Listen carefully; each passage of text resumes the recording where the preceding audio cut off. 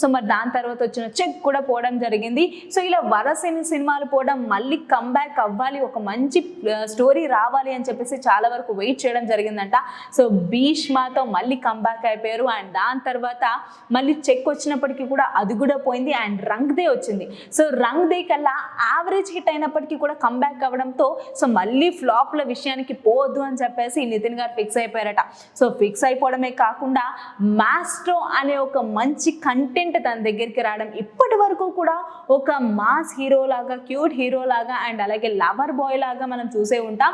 So మాస్ట్రోతో ఒక మంచి hit అనేది పొందుకోవాలి అని చెప్పేసి కంటెంట్ పరంగా కూడా నచ్చినట్లు కాబట్టి సో సినిమా తీద్దామని ఫిక్స్ అయిపోయారంట. మాస్ట్రో సినిమా మనందరికీ తెలుసు ఎంత బ్లాక్ బస్టర్ హిట్ కొట్టిందో. సో కళ్ళు లేవని ఫస్ట్ యాక్ట్ చేసిన, సెకండ్ హాఫ్లో కళ్ళు పోయినా అండ్ లాస్ట్కి మళ్ళీ కళ్ళు వచ్చిన, ఆ ట్విస్ట్లు ఎలా ఉంటే ఆ ట్విస్ట్లు పరంగా కూడా చూసుకున్నట్లయితే సో ఈ